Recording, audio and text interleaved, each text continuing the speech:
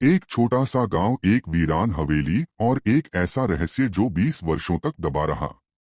आज मैं आपको एक ऐसी घटना सुनाने जा रहा हूं जो केवल कहानी नहीं, एक सच्ची घटना पर आधारित है। इस घटना ने न केवल एक परिवार की जिंदगी बदल दी, बल्कि पूरे गांव को हिलाकर रख दिया। बात है वर्ष 1999 की। राजस्थान के एक छोटे से गांव देवगढ़ में एक पुरानी हवेली थी, ठाकुर हवेली। 100 वर्षों पुरानी यह हवेली कभी रजवाड़ों की थी, पर अब 20 वर्षों से वीरान पड़ी थी। गांव वालों का मानना था कि इसमें भूत प्रेत का वास है। कोई भी व्यक्ति रात में वहां जाने का साहस नहीं करता था। गांव वाले कहते थे, जिसने भी उस हवेली में कदम रखा वह जीवित वापस नहीं आया। लेकिन एक दिन एक नया परिवार गांव में आया, विक्रम, उसकी पत्नी मीना और 8 वर्षीय पुत्री रिया। शहर की भागदौड़ से दूर उन्होंने यह हवेली सस्ते दामों में खरीदी, बिना किसी भय के। गांव वालों ने उन्हें समझाया, मत जाओ, ठाकुर हवेली में मृत्यु का साया है। पर विक्रम एक तर्कशील व्यक्ति था, भूत जैसा कुछ नहीं होता, यह सब अंधविश्वास है। और इसी सोच के साथ उन्होंने हवेली में रहना आरंभ कर दिया। पहली रात सब कुछ शांत था, पर आधी रात के बाद मीना की नींद खुली, किसी के चलने की आवाज आ रही थी। नीचे उतर कर देखा तो रिया अपने कमरे में नहीं थी। पूरी हवेली में ढूंढा और फिर रिया मिली, हवेली के पुराने मंदिर के सामने खड़ी।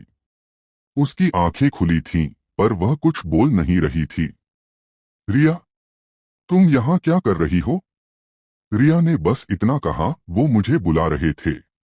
अगले कुछ दिनों में अजीब घटनाएं होने लगीं। सुबह दरवाजा खुला मिलता, जबकि रात को बंद किया गया होता। रसोई घर में बर्तन अपने आप गिरते।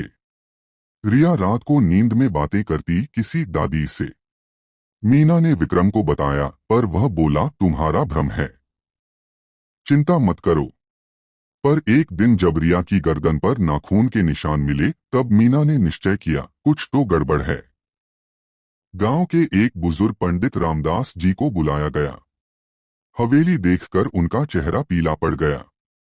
उन्होंने कहा, इस हवेली में एक अतृप्त आत्मा का वास है, ठाकुरानी सावित्री देवी की, जिनकी मृत्यु 1978 में रहस्यमय परिस्थितियों में हुई थी।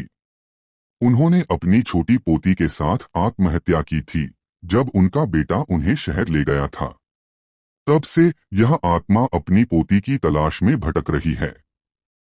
रिया को उसी की संतान समझकर उसके पीछे लग गई है। पंडित जी ने कहा, आज पूर्णिमा की रात है, आज ही मुक्ति मिल सकती है, नहीं तो रिया की जान भी जा सकती है। रात को मंदिर में हवन शुरू हुआ। तभी आंधी आई, दीपक बुझ गए और रिया जोर जोर से चिल्लाने लगी, दादी, मुझे मत ले जाओ। हवेली के हर कोने से चीखें सुनाई देने लगी। दीवारों से खून बहने लगा। ऐसा लगा जैसे पूरी हवेली जीवित हो उठी हो।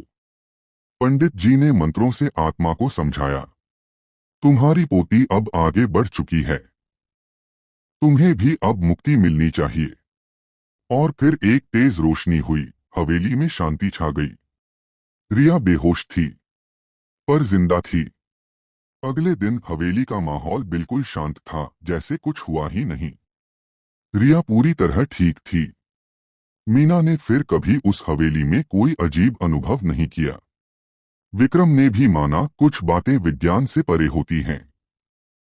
उस दिन के बाद गांव वाले मानते हैं कि सावित्री देवी की आत्मा को आखिरकार मुक्ति मिल गई और देवगढ़ की वह हवेली आज भी खाली है। कोई वहां नहीं जाता, पर कभी कभी कोई माँ उस हवेली में लोरी गुनगुनाती हुई सुनाई देती है। आप क्या मानते हैं?